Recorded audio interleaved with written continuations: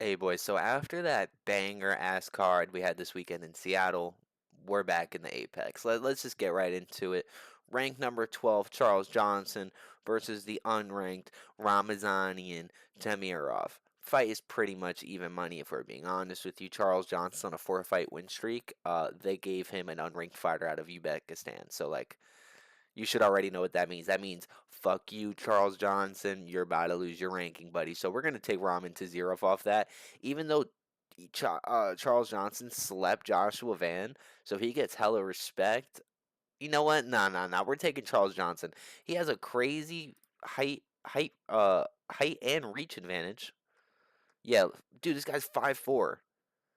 This guy's actually 5'4", and Charles Johnson has a literal 7-inch reach advantage and a 4-inch leg reach advantage. We're going Charles Johnson by literally whatever the fuck he decides to do. Not grappling though. I'm gonna hope he keeps him at range, sleeps him. You know what I'm saying? We're gonna go with Charles Johnson. Number two.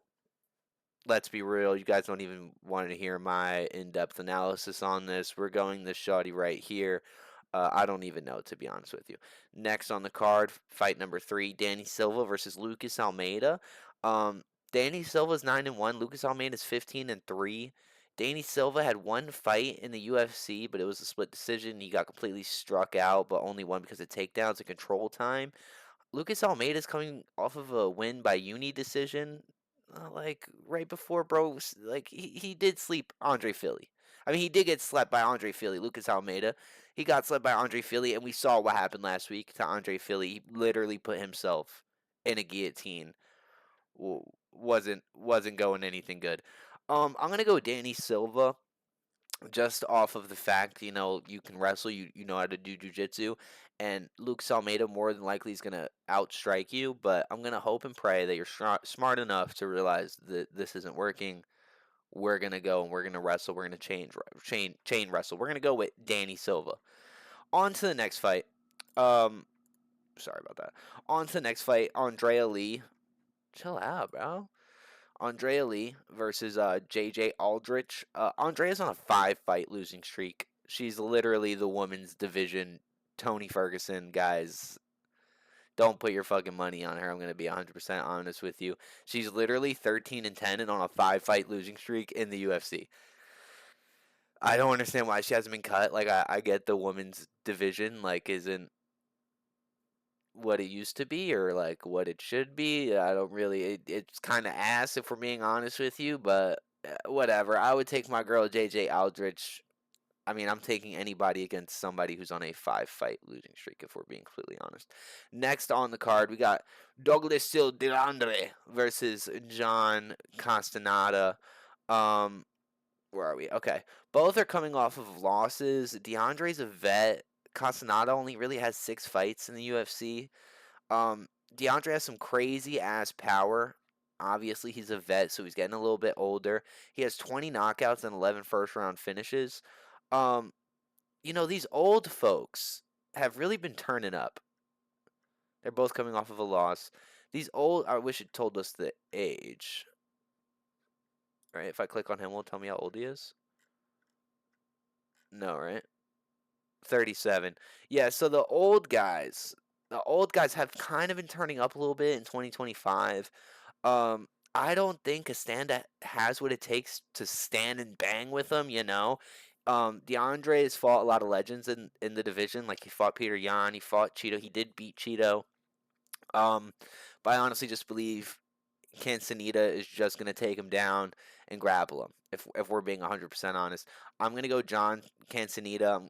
I'm gonna take the old man to be taken out of the fucking squabble. So we're on to the next fight. Okay, Richard Ramirez versus Kepe Marisqual.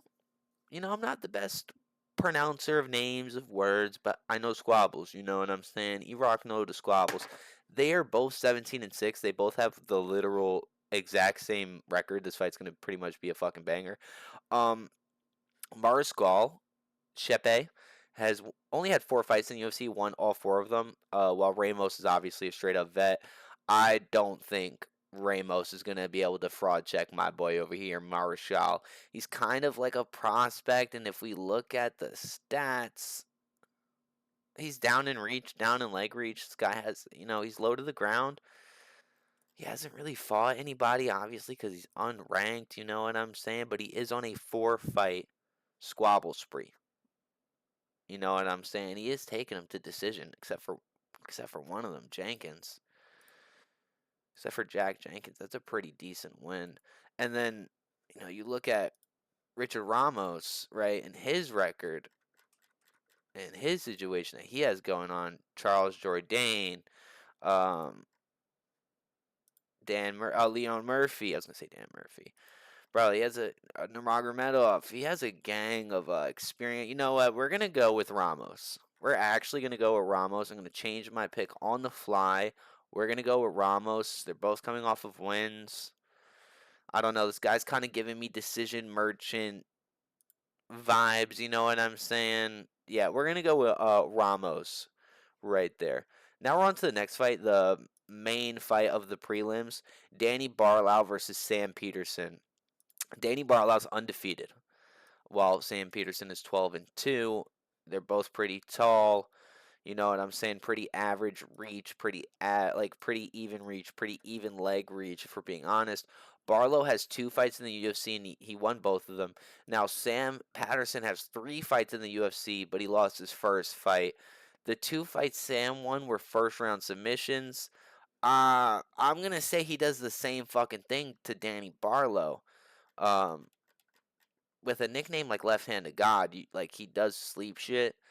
February, you know what I'm saying? He slept somebody in round 3. But when you're going against somebody who's just willing to fucking take you down and go through the jujits, like I don't really see Danny Barlow playing the long game. Um, yeah, I'm gonna go with Sam Peterson. I'm definitely gonna go to Sam Peterson here. Now we're on to the main card. Hydro Ammo versus William Gomis. I don't know where the fuck they're getting these names at, boys, if I'm being completely honest with you, okay? But Hyder Amel, 10-0, undefeated from the Philippines. He's 5'9", so he's a little bit shorter than William Gomis, you know what I'm saying? Emil, he has 2 fights in the UFC, won them both by knockout.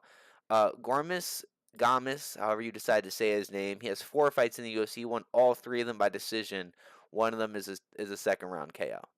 So he's on a 4-fight squabble spree, 4 fights in the UFC. This guy only has 2 fights, and he won them both by knockout. This is definitely going to be a really good squabble. I'm not gonna lie. He has the height advantage. I'm gonna go Willem Gomis. I'm gonna go Willem Gomis. If I'm being honest with you, hopefully just stay strong, stay tall, keep your distance, squabble at a distance. You know he's short. He's gonna try to sit here and blitz you. Just play with him a little bit. I'm gonna go Gomis, probably like a late round or maybe even decision. Now we go into here. Really odd to me, right? Austin Lane versus Mario Pinto. Now I did not see Mario Pinto on the Contender Series, right? But allegedly he's fucking good. He's 1-0, and this guy's opening up the main card. He's the second fight on the main card. They don't even have his country of origin.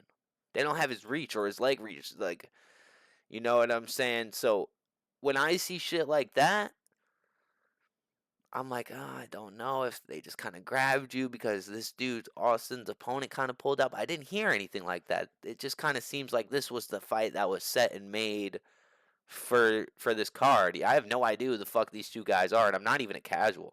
You know what I'm saying? We're gonna go with Mario Pinto. You know, it's not really a good look if they hire somebody off the street to squabble you, and they're on the main card already. Kind of seems like they have a name. Kind of seems like this dude knows what the fuck he's talking about. I would love to just like alt tab and search this in, but I didn't find anything when I was like looking on the UFC website or whatever. Gets shit looked on Reddit. Anyways, on to we're taking Mario Pinto by whatever the fuck he decides because he's like an unknown entity in this situation. On to the next third from the top. Nasserat versus Ribovics. Now this fight is pretty interesting if you ask me. Nasserat is coming off of a decision win off of Jared Gordon. Awesome. But now Rivas or whatever how you say his name is on a 3-fight win streak, and he beat two of my favorite prospects, Zell Huber and Terrence McKinney.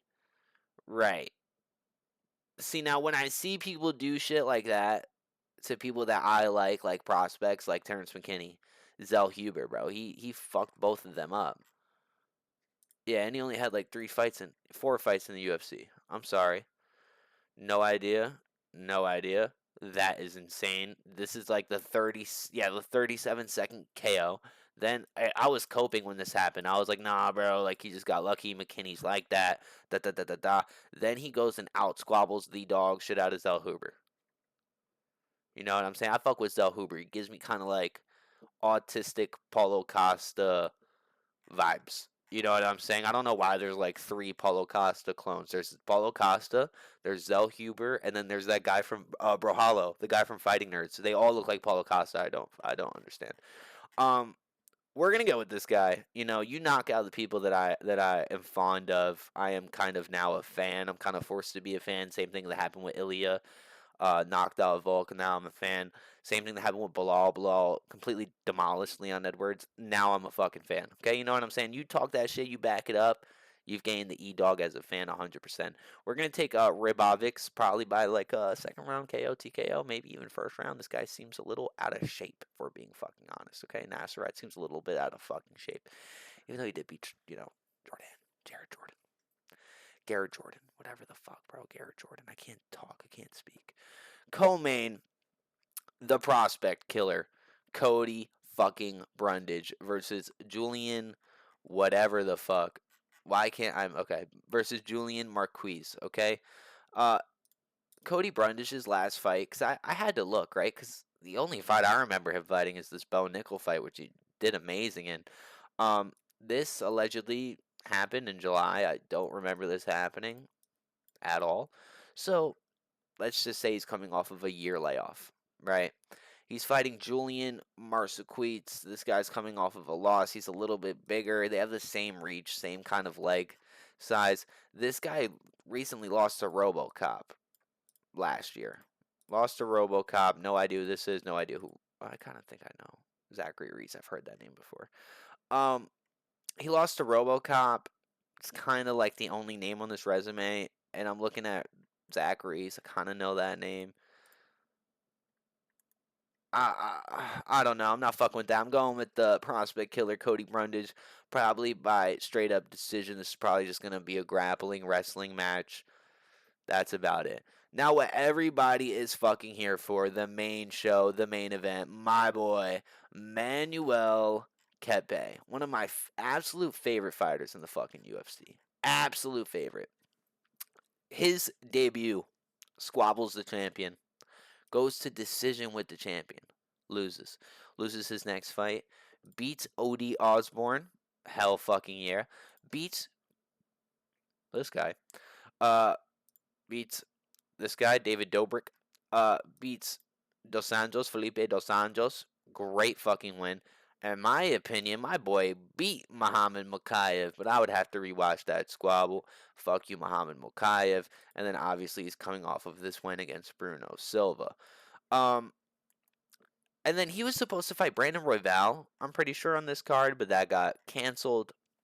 So they put this dude in, Asu Alamadbadov. Asu Alamadbadov. My boy got a cool, funny hat. It's like not the Marab hat, not the Habib hat, not the Islam hat. You know what I'm saying? Something brand fucking new. Where is this guy from? Does it say? Kazakhstan. That's not the Kazakhstan hat that I know, brother, but that's okay. It's okay. Jose Johnson. Who are these people that he has fought besides Odie Osborne, right? Who are the people that he has fought besides Odie Osborne, right? That are putting him at number 8. I swear to God, man, they see anybody from Kazakhstan or Uzbekistan or any of the stands, not Pakistan, Kazakhstan, Uzbekistan, Russia. Those are the only 3 places that get preferential treatment. They see those things, you're getting a fucking title shot. You're getting in the rankings. Don't even worry about it. And just to show you that I know what I'm talking about, that happened earlier. Charles Johnson is ranked 12, and they have him fighting some fucking no name out of Uzbekistan, bro. Like, figure it out. These guys aren't that good. They just have all the hype around them because they decide to chain wrestle you against the fence. You know what I'm saying? Watch some tape, boys.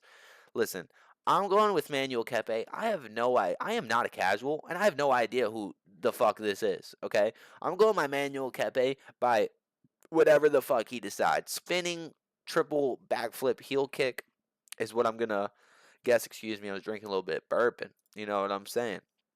I'm taking my boy Manuel Kepe 100,000%, and then he's ranked 6 right now, right? So then you have to think if he's ranked 6, Kepe, right? And then Kai of France is getting the title shot after him.